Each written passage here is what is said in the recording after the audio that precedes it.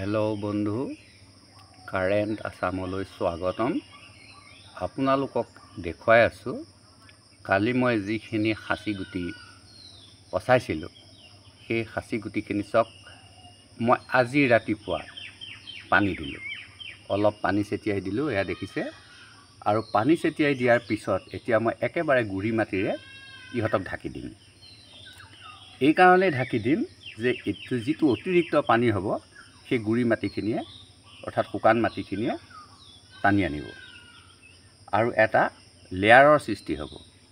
মানে তাৰ ওপৰত যেতিয়া আকৌ পানী দি দিম তেতিয়া একেবাৰে 3 চোটামানৰ এটা লেয়াৰৰ সৃষ্টি হ'ব।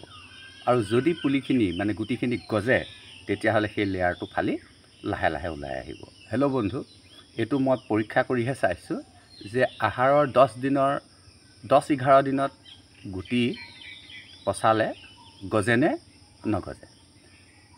কিন্তু মই সাধাৰণতে আহাৰৰ শেষ শাওনৰ আৰম্ভণিৰ পৰা গুটি পচাওঁ। কিন্তু এইবাৰ সৌভাগ্যই নে দুৰ্ভাগ্যই নাজানো, এই যে সোনকালে গুটিখিনি পাই গ'লোঁ, এতিয়া মই পচাই এইটো এটা ডেমো কৰি চাইছোঁ।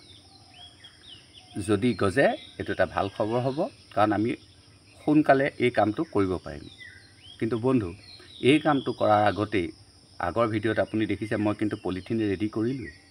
কাৰণ আপুনি পলিথিনত মাটি ভৰাই ৰেডি কৰি যিমান সোনকালে কৰিব পাৰে সিমান সোনকালে আপোনাৰ এই গুটিখিনি আপুনি দিব পাৰিব। নহ'লে আপোনাৰ গুটি পুলি গজি যাব, কিন্তু আপোনাৰ পলিথিনে আপুনি জোৰা মাৰিব নোৱাৰিব, ইমান লৰালৰিকৈ কৰিব নোৱাৰিব। সেইকাৰণে বন্ধু, আপুনি এতিয়া যদি গুটি পচোৱাই নাই, আপুনি পলিথিন ৰেডি কৰক। যিমান পাৰে আপুনি যদি 50 গ্ৰামো লৈ আহে, আপুনি 10টা কৰিম বুলি ভাবিলেও আপোনাৰ কিন্তু 20টা হৈ যাব, কাৰণ আপুনি কামটো এডভান্সকৈ কৰিছে। তেতিয়া আপুনি 20টা কৰিম বুলি ভাবিলেও আপোনাৰ 40টা হৈ যাব, কাৰণ আপুনি এডভান্সকৈ কৰিছে কামটো। যদি আপুনি এডভান্স নকৰে তেতিয়াহ'লে কিন্তু আপুনি পাছত 100 কৰিম বুলি ভাবিলেও আপোনাৰ 20টাহে হ'ব। ধন্যবাদ। আজি ভিডিঅ'টো ইমানতে সমাপ্ত কৰিছোঁ।